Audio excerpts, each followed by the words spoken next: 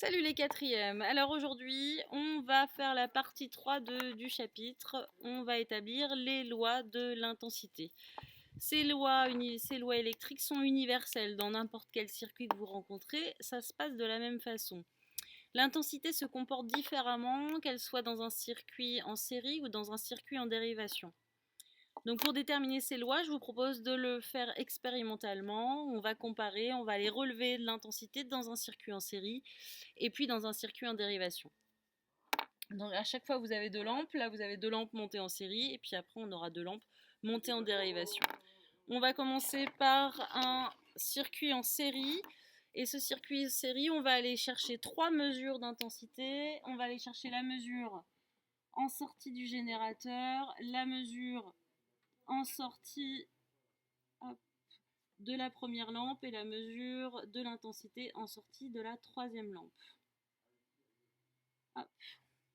Alors c'est parti, j'ai fait mon petit montage électrique, il est là, si je le branche, ça fonctionne, mes lumières marchent bien et je vais prendre le multimètre, la partie ampère-mètre que je vais brancher en série.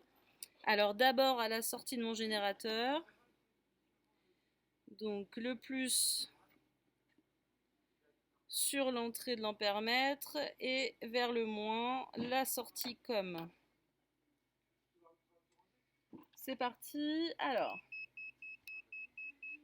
première mesure, je suis à 55,3. On va noter ça.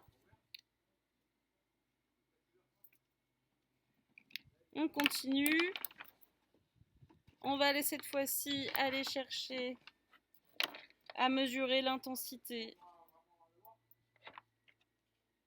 à la sortie de la lampe 1. Et alors le résultat, je vous laisse regarder comme moi, on est à 55,2.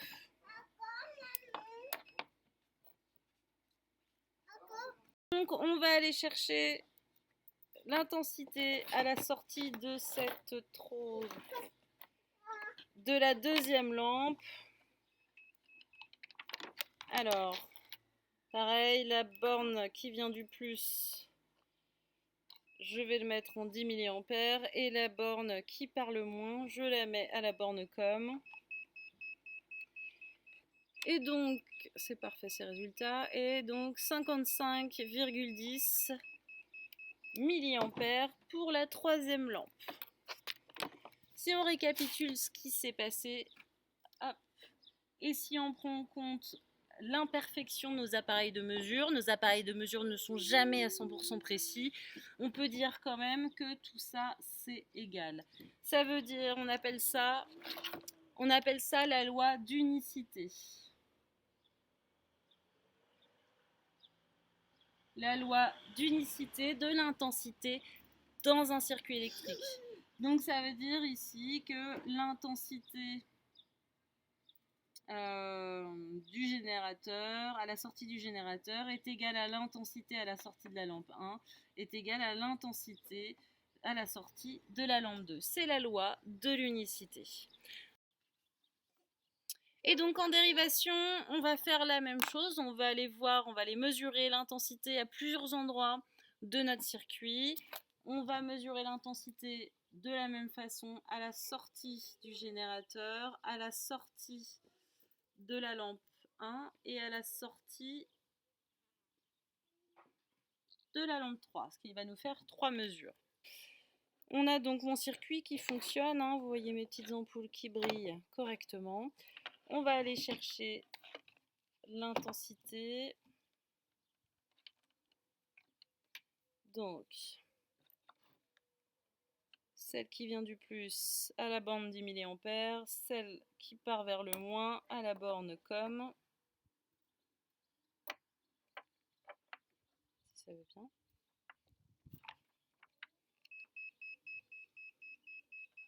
Alors, je vous laisse regarder en même temps que moi. On est à 105... ça change. On est à 151,7. Donc, à la sortie de ma première borne, c'est ici.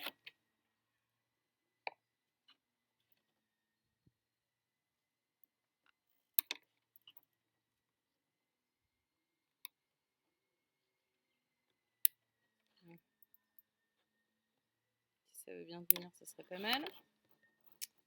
Ça veut pas tenir.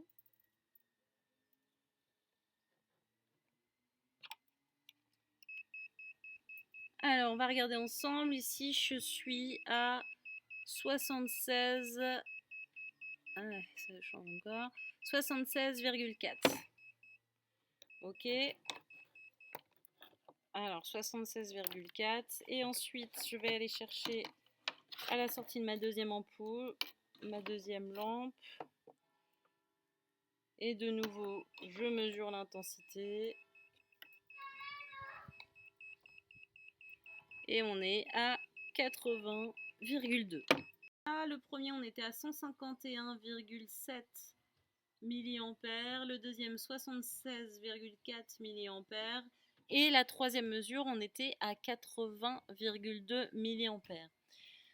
Si on veut établir une loi par rapport à ça, alors, tout en prenant en compte l'imprécision des appareils de mesure, on se rend quand même bien compte que l'intensité à la sortie du générateur est égale ou presque égale à l'intensité de chaque branche. C'est-à-dire que ici, dans mon générateur, j'étais à 151,7. Et si j'additionne les deux branches, ici, l'intensité qui passe ici et l'intensité qui passe ici, j'arrive à 156,8. Donc à 5 milliampères près. J'ai bien une égalité. Cette loi, donc dans les circuits en dérivation, l'intensité qui sort du générateur est égale à l'addition de chacune des branches. Que j'en ai 2, 4, 6, 8, 42. L'intensité qui sort du générateur sera égale à l'addition de toutes les branches dérivées. Alors, on appelle ça la loi d'additivité de l'intensité dans un circuit en dérivation. Et donc on peut dire que l'intensité du générateur est égale cette fois-ci à l'intensité qui sort de L1 plus l'intensité qui sort de la branche 2 plus 3, 4, ça dépend ce que vous avez comme branche. Voilà les deux lois qui sont installées, la loi d'unicité et la loi d'additivité. Donc forcément, ce qu'on va vous demander en exercice qui sort de ça, eh bien, pour les circuits en série, ça va être bien de voir que les circuits sont en série et donc de dire si l'intensité qui sort de cette lampe-là est 20 milliampères, l'autre lampe est forcément à 20 milliampères puisqu'on est dans un circuit en série et que c'est la loi d'unicité qui fonctionne. Ou alors, vous êtes dans un circuit en série et malgré tout, les deux lampes ne brillent pas de la même façon. Dans ce cas-là, il ne faudra pas remettre en compte l'intensité. Il ne faudra pas en remettre en compte l'intensité. Il faudra remettre en compte l'intensité nominale, l'intensité dont a besoin chacune des ampoules. Pour les circuits en dérivation, et bien comme c'est une addition, on vous donnera par exemple l'intensité du générateur, l'intensité dans une des deux branches, et vous devez déterminer l'intensité de la troisième branche par exemple. Ou alors le contraire, vous avez l'intensité des deux branches, et il va falloir déterminer l'intensité de la branche principale, par simple addition ou soustraction.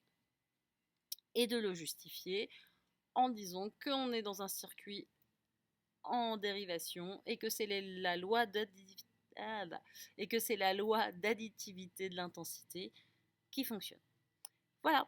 Alors, je vous invite à noter le cours consciencieusement, à bien refaire vos schémas, bien sûr, règles, crayon de papier. Ensuite, après cette séance, viendra des petits exercices justement pour jouer avec ces lois. Voilà, je vous souhaite une bonne fin de séance et je vous dis à bientôt. Salut les quatrièmes!